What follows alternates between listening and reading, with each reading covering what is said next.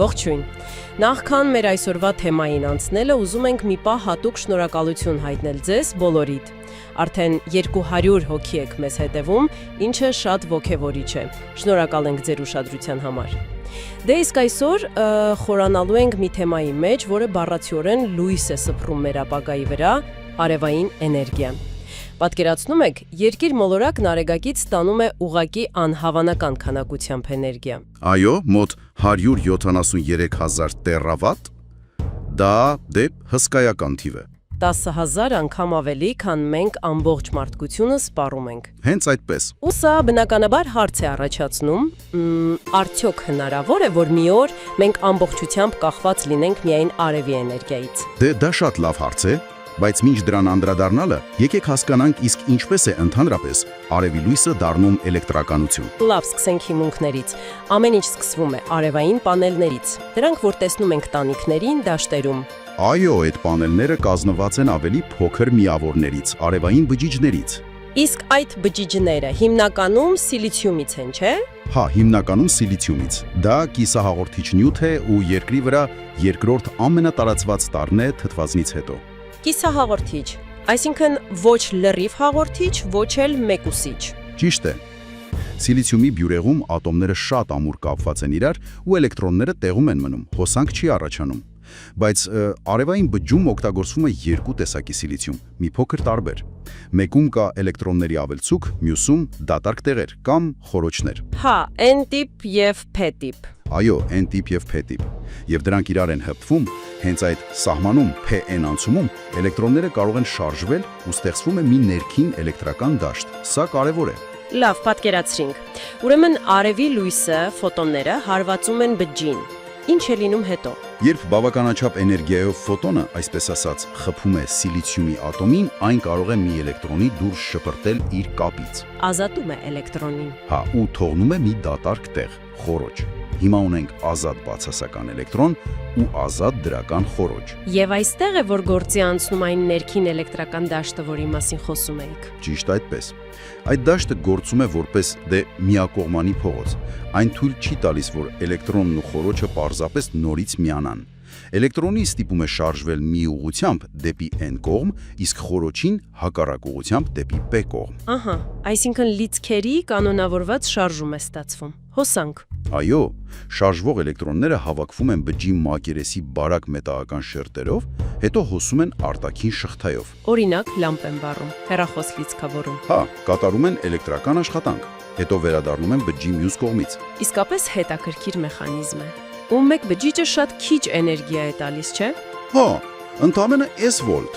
բայց դրանք հազարներով իրար միացնելով մոդուլների, պանելների մեջ ստանում ենք զգալի հզորություն։ Ու ամենակարևորը, դրանք շատ երկար են աշխատում։ Այո, քանի որ շարժվող մասեր գրեթե չկան, բացի էլեկտրոններից, որոնք միշտ վերադառնում են իրենց տեղը, տասնամյակներ կարող են աշխատել։ Լավ, հասկանալի է։ Տեխնոլոգիան կա, աշխատում է, հուսալի է։ Հիմա հասանք այն հարցին. ինչու, եթե այս ամենը կա, ամբողջ աշխարհը դեռ արևով չի սնվում։ Դե պատճառները շատ են, քաղաքական բիզնես գործոններ կան։ Բայց եկեք կենտրոնանանք ֆիզիկական ու լոգիստիկ խնդիրների վրա։ Հա, ամենահակնայ խնդիրներից մեկը դե ակնհայտ է, արևը ամենտեղ նույն ձև չի շողում։ Այո, բաշխումը անհավասար է։ Սահարայում այլ է, Ֆինլանդիայում այլ։ Ու նաև անկայուն է։ Գիչերը չկա, անպամած օրերին քիչ է։ Այսինքն պետք է միջոցներ գտնել էներգիան տեղափոխելու համար արևոտ տեղերից դեպի օրինակ անպամած տեղեր։ Ու նաև պահեստավորելու։ Արդյունավետ պահեստավորումը շատ կարևոր է գիշերվա կամ վատ եղանակի համար։ Մյուս մարտահրավերը, որ նշվում է, հենց բջիջների արդյունավետությունն է։ Հա, ցավոք ոչ ամբողջ արևի լույսն է վերածվում էլեկտրականության։ Մի մասն անդրադառնում է, մի մասի էներգիան չի բավականացնում էլեկտրոնին դուրս հանելու համար։ Կամ էլ դուրս եկած էլեկտրոնը նորից միանում է խորոչին, նախքան շղթայով անցնել է։ Այո, այդ ամենը կորուստներ են։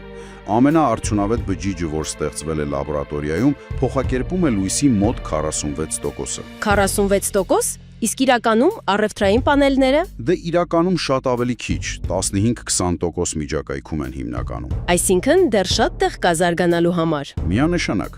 Բայց նույնիսկ այսօրվա 15-20%-անոց տեխնոլոգիաներով տեսականորեն հնարավոր կլիներ ամբողջ աշխարհի էներգիայի պահանջը հոգալ։ Իսկապես, Հա, իհարկե դա կպահանջեր հսկայական ֆինանսավորում ենթակառուցվածքների համար։ եւ շատ մեծ տարածք երևի։ Այո, բավականին մեծ տարածք։ Գնահատականները տարբեր են՝ տասնյակ հազարավորից մինչև 100 հազարավոր քառակուսի մղոն։ Թվերը մեծ են թվում։ Հա, բայց համեմատության համար միայն Սահարա անապատը ավելի քան 3 միլիոն քառակուսի մղոն է։ Այսինքն տարածքի խնդիրը տեսականորեն լուծելի է։ Եվ տեխնոլոգիան էլ տեղում չի դոփում։ Բնականաբար, արևայի բջիջները անընդհատ դառնում են ավելի լավը, ավելի արդյունավետ ու ամենակարևորը ավելի էժան։ Այսինքն դրանք դառնում են ավելի մրցունակ այլ էներգիայի աղբյուրների հետ։ Ճիշտ է։ Ու նաև նորարարություններ կան, օրինակ լողացող արևային ֆերմաները ջրամբարների վրա։ Դրանք էլ կարող են փոխել իրավիճակը։ Հետաքրքիր է։ Այսպիսով այս ամբողջ ինֆորմացիան ինչ է նշանակում ձեզ համար, մեր ունկնդիրների համար։ Կարևոր է հիշել մի բան. աշխարհում ավելի քան 1 միլիարդ մարդ այսօր չունի հուսալի էլեկտրական ցանցի հասանելիություն։ Հատկապես զարգացող երկրներում։ Այո, որոնցից շատերը իդեպ շատ արևոտ են։ Այդպիսի վայրերում արևային էներգիան արդեն իսկ հաճախ ավելի էժան ու անվտանգ այլընտրանք է, քան, ասենք, կերոսինի լամպերը։ Այսինքն որոշ տեղերում այն արդեն հիմա շատ գործնական լուծում է։ Միանշանակ։ Բայց իհարկե այնպիսի վայրերի համար, որտեղ արևն այդքան առատ չէ, օրինակ Ֆինլանդիա, Սիեթլ, Այնտեղ դեռ ժամանակ է պետք, որ արևային էներգիան դառնա լիովին մրցունակ ու հիմնական աղբյուր։ Հա, հավանաբար դեռ որոշ ժամանակ կպահանջվի տեխնոլոգիաների հետագա զարգացման, պահեստավորման լուծումների համար։ Շատ լավ։ Եվ վերջում, ինչպես միշտ, մի հարց ձեզ մտածելու տեղիք տալու համար, հաշվի առնելով այս տեխնոլոգիական արագ առաջընթացը, նորարարությունները,